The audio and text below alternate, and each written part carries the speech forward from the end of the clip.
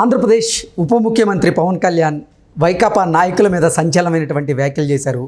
వైకాపా నాయకులు చేసినటువంటి అక్రమాలు నేపాల్ వరకు చేరాయని, నేపాల్లో పట్టుబడ్డటువంటి ఎర్రచందనం గురించి ఆరా తీస్తే పెద్దిరెడ్డి రామచంద్రారెడ్డి అలాగే పెద్దిరెడ్డి మిథున్ రెడ్డి పేర్లు వినపడ్డాయి అంటూ పవన్ కళ్యాణ్ గారు సంచలనమైనటువంటి వ్యాఖ్యలు చేసినటువంటి నేపథ్యంలో నిజంగా నేపాల్లో పట్టుబడ్డ ఆ ఎర్రచందనానికి ఇక్కడ పెద్దిరెడ్డి కుటుంబానికి సంబంధం ఉందా లేదా అనే దాని మీద మనం విశ్లేషణ చేసుకునేటువంటి ప్రయత్నం చేద్దాం.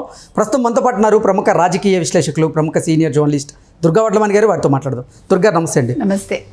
పవన్ కళ్యాణ్ గారు పెద్దిరెడ్డి రామచంద్రారెడ్డిని అలాగే పెద్దిరెడ్డి మిథున్ రెడ్డిని ఉద్దేశించి సంచలనమైనటువంటి వ్యాఖ్యలు చేశారు.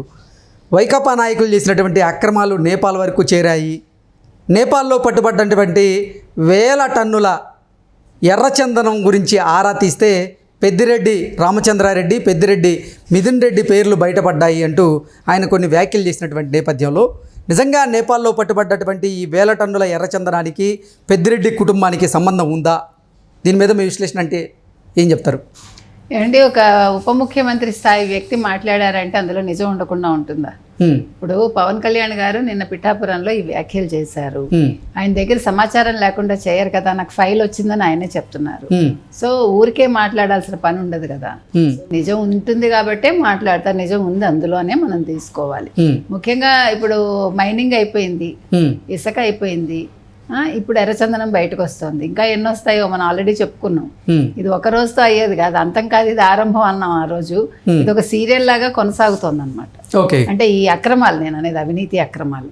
సో వీళ్ళు ఎక్కడికక్కడ చెక్ పోస్టుల దగ్గర పెద్దిరెడ్డి పేరు చెప్తే వదిలేశారట. వదిలేస్తే నేపాల్కి వెళ్ళక నేపాల్ వాళ్ళు ఎందుకు ఊరుకుంటారు? వాళ్ళకి ఎవరికి తెలుసు పెద్దిరెడ్డి మిథున్ రెడ్డి? కాబట్టి వాళ్ళు అక్కడ పట్టుకుని ఆ వివరాలు పంపించినట్టున్నారు ఆంధ్రప్రదేశ్కి. పంపిస్తే అది ఈయనకు వచ్చింది. ఇప్పుడు శేషాచలం అడవుల గురించి, శేషాచలం అడవుల్లో దొరికే ఎర్రచందనం గురించి అందరికీ తెలుసు. దాని మీద ఒక సినిమానే వచ్చింది కదా మనకి, అంటే ఎర్రచందనం ఎట్లా స్మగ్లింగ్ చేస్తారు అన్న దాని మీద. కాబట్టి ఈ విషయాల్లో అయితే డెఫినెట్ గా అబద్ధం ఉండదండి. ఎంతో కొంత నిజం లేకుండా అసలు బయటికి రాదు. అటవీ పర్యావరణ శాఖ మంత్రికి కూడా ఆయన ఉన్నటువంటి నేపథ్యంలోనే అంటే అటవీ సంపద అయినటువంటి ఈ ఎర్రచందనాన్ని అక్రమంగా దోచేస్తున్నారనే ఉద్దేశంతోనే ఆయన ఇటువంటి వ్యాఖ్యలు చేశారా, లేదంటే పక్కా సమాచారంతోనే ఆయన వారి పేర్లను మెన్షన్ చేసి మరి వారి గురించి, వారు చేసినటువంటి అక్రమాల గురించి ఆయన వ్యాఖ్యలు చేయాల్సి వచ్చిందంటే ఏం చెప్తారు? అంతే కదా, ఆయన అటవీ అండ్ దెన్ పర్యావరణ పరిరక్షణ శాఖ మంత్రి కాబట్టి ఆయన దగ్గరికి ఆ ఫైల్ వచ్చింది. ఆ ఫైల్లో పేర్లు ఉన్నాయి కాబట్టి ఆ ఫైల్ గురించి, ఆ పేర్ల గురించి ఆయన ప్రస్తావించాల్సి వచ్చింది. అయితే పవన్ కళ్యాణ్ ఎందుకు మాట్లాడతారు? క్యాజువల్ గా మాట్లాడి వదిలేస్తారు. 8,000 టన్నుల ఈ ఎర్రచందనం అక్కడ పట్టుబడింది అంటే ఏం చెప్తారు? ఎగ్జాక్ట్ గా మనం చెప్పలేమండి. ఎన్నో లారీలు వెళ్ళి ఉంటాయి కదా, ఇవాళ 1 2 యాక్చువల్ గా చెప్పాలంటే. ఇప్పుడు ఎప్పటి నుంచి జరుగుతుందో, గత 5 ఏళ్లలో ఎంత జరిగిందో, ఏం జరిగిందో మనకు తెలియదు. ఇప్పుడు ఒక దొంగ తీసుకుంటేనే బోళ్ళు ఖరీదు ఉంటుంది, అది మనకు తెలుసు. అలాంటిది మరి ఎన్ని వేల దొంగలు వెళ్ళాయో, ఏం చేశారో. ఇప్పుడు మీకు తెలుసు తిరుమల మీద ఎన్ని అక్రమాలు జరిగాయో మనం మాట్లాడుకుంటున్నాం. సో తిరుమలలో దేవుడి సొమ్మనే కాకుండా దేవుడికి సంబంధించిన శేషాచల అడవుల్లోని ఈ ఎర్రచందనం కూడా వాళ్ళు స్మగ్లింగ్ చేశారంటే మరి ఇంతకంటే నికృష్టం ఇంకా ఉంటుందండి. ఎందుకు చెప్తున్నామంటే దేవుడితో పెట్టుకుంటే ఎవరు కూడా, అందులో ఎస్పెషల్లీ వెంకటేశ్వర స్వామితో పెట్టుకుంటే వాళ్ళకి అధోగతి అని అందరూ చెప్తారు. కాబట్టి ఇది వాళ్ళతో ఆగిపోదండి, వాళ్ళకి ఇంకా ఎన్ని చుట్టుకుంటాయో వాళ్ళ పీకలకి. అదే నిన్న ఆయన మాట్లాడుతూ చాలా వ్యాఖ్యలు కూడా చేశారు ఆయన పవన్ కళ్యాణ్ గారు. నిన్న ఈ విషయంలోనే కాకుండా జనరల్గా కూడా ప్రకృతి గురించి మాట్లాడుతూ, ఇప్పుడు ఈయన్ని మీరు నన్ను సీఎం అంటున్నారు, మీరు సీఎం అని అరిచినందువల్లే ప్రకృతి భయపడింది. ఆ రోజు భయపెట్టారు మీరు ప్రకృతిని, పర్యావరణాన్ని. ఈ రోజు మీరు అన్నందువల్లే నేను డిప్యూటీ సీఎం అవ్వగలిగాను, ప్రకృతి కూడా కరిగి నీరైంది, అందుకే మనకి పొజిషన్ వచ్చింది అని. తర్వాత వాళ్ళు బై జగన్ అంటే ఎన్నిసార్లు చెప్తారు బై జగన్ అని? మీరు అక్కర్లేదు, అరవకండి అట్లాగా. జగన్ నాకేం శత్రువు కాదు, జగన్ కానీ జగన్ చుట్టూ ఉండేవాళ్ళు కానీ అన్నట్టు మాట్లాడారు ఆయన. నేను చాలా విషయాలు ఆయన ప్రస్తావించారు ఇట్లాగా. ఇంకొకటి ఏంటంటే, అసలు మనిషి డబ్బు తింటాడా అన్నం తింటాడా అని అడిగారు ఆయన. అంటే మిథున్ రెడ్డి గురించి కావచ్చు, లేదు పెద్దిరెడ్డి గారి గురించి కావచ్చు, లేకపోతే జగన్మోహన్ రెడ్డి గారి గురించి కావచ్చు. ఎందుకంటే మనకి రిషికొండ ప్యాలెస్లు వద్దు, మనకి దేవాదాయ భూములు మనకు అక్కర్లేదన్నట్టుగా ఆయన వ్యాఖ్యానాలు చేశారు. ఎందుకు చెప్తున్నాం అంటేనండి, నిజమే కదా, మనిషి తినేది గుప్పెడు అన్నం పట్టెడు అన్నం అంటాం మనం. సో అన్నం లేకుండా ఒక్కరోజు ఒక పూట మనం ఉండగలమా? కనీసం ఓ పూట ఉండగలం, 2 పూటలు ఉండగలం, 3వ పూట ఎప్పుడు ఆవురావరమంటూ ఎప్పుడు తింటామా అని ఉంటుంది కడుపుకి. కాబట్టి మనిషి చేస్తున్న పనులకి వాళ్ళు ఆలోచించుకోవాలండి. ఎందుకు ఈ అక్రమాలు అన్యాయాలు మనకు అర్థం కాదు. ఏం చేసుకుంటారు, ఎంతకాలం, ఎంత సంపాదిస్తే ఒక మనిషికి తన ఇది తీరుతుంది, దాహం, ఇది తీరని దాహాలు ఇవన్నీ కూడా. కాబట్టి ఇటువంటి వాటికి వెళ్ళకపోవటం మంచిది. అసలు అటవీ సంపద దోచుకోవటం ఏంటండి? ఈ ఉద్యోగాలు చేసుకుంటూ ఈ పొల్యూషన్లో మనం బయటకు వచ్చి బతుకుతూ మనం ఒక చెట్టును సవ్యంగా పెంచగలమండి? ఎంత కష్టం. ఇప్పుడు వేల టన్నుల ఎర్రచందనం పట్టుబడ్డటువంటి నేపథ్యంలో ఇది రోడ్డు మార్గానే వాళ్ళు తరలించారా, లేదంటే ఇతర మార్గాలను అన్వేషించి ఇతర మార్గాల ద్వారా ఈ అక్రమ రవాణా సాగిందా అంటే ఏం చెప్తారు? చెక్ పోస్టులు అంటున్నారు కాబట్టి రోడ్డు మార్గమే అయి ఉండాలండి. రోడ్డు మార్గంలో అంటే మన దేశంలోనే చాలా రాష్ట్రాల నుంచి దాటాల్సిన అవసరం ఉంటుంది కదా. మరి మన రాష్ట్రంలోనే మన దేశంలోనే పట్టుబడాల్సి ఉండేది, కానీ నేపాల్ తరలించారంటే అది ప్రత్యేకమైనటువంటి విమానాలు ఏదన్నా వాడారా, లేదంటే ఎలా తరలించి ఉంటారంటే ఏం చెప్తారు?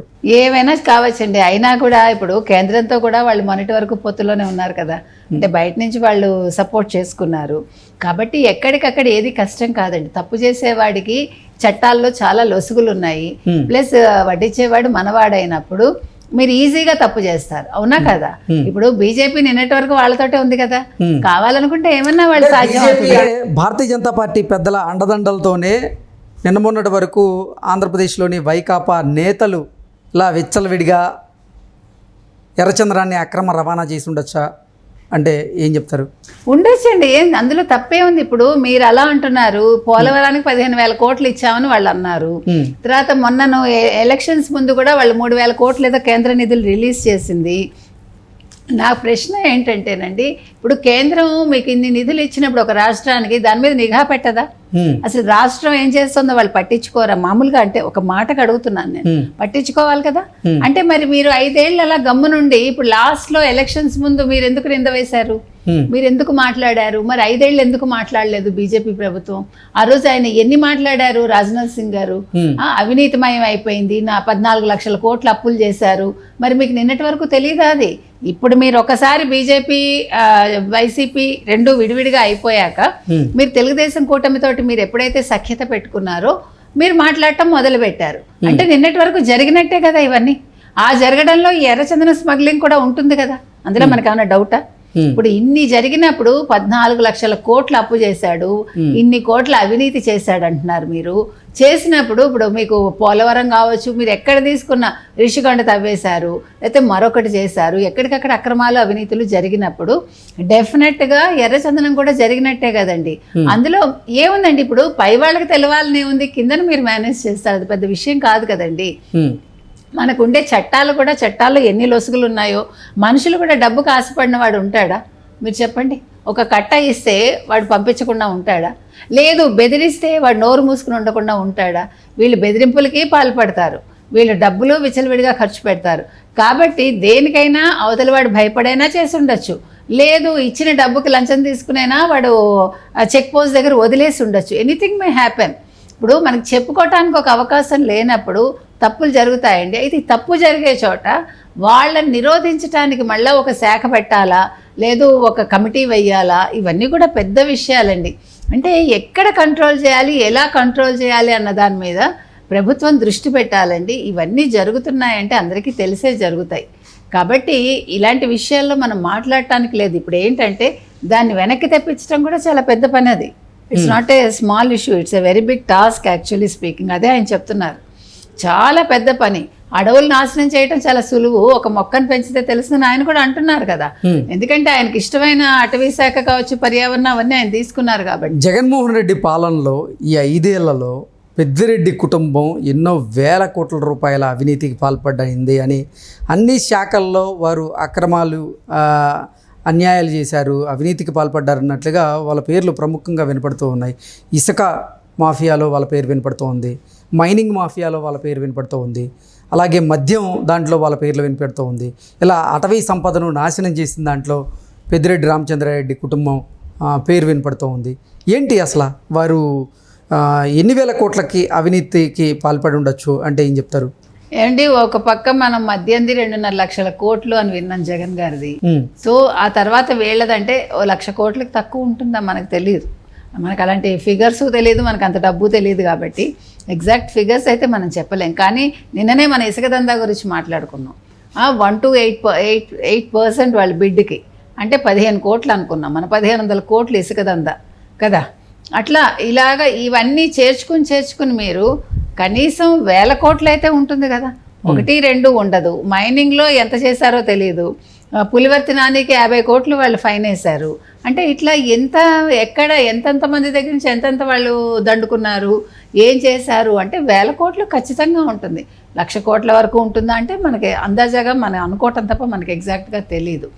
ఏది ఏమైనా ఈ ఎర్రచందనాన్ని వెనక్కి రప్పించాలంటే దీన్ని ఎట్లా కంట్రోల్ చేయాలి అనేది ఇప్పుడు పవన్ కళ్యాణ్ గారు ఒక మినిస్టర్గా ఆయన దృష్టి పెట్టాలి. ఎందుకంటే అటవీ పర్యావరణ శాఖ మంత్రి కాబట్టి ఇవన్నీ చిన్న విషయాలు కాదు. ఆయన ముందు చాలా సవాళ్ళు ఉన్నాయండి. అందులో ఇది మొదటి సవాలేమో నాకు తెలియదు. ఓకే అండి, థ్యాంక్ యూ సో మచ్.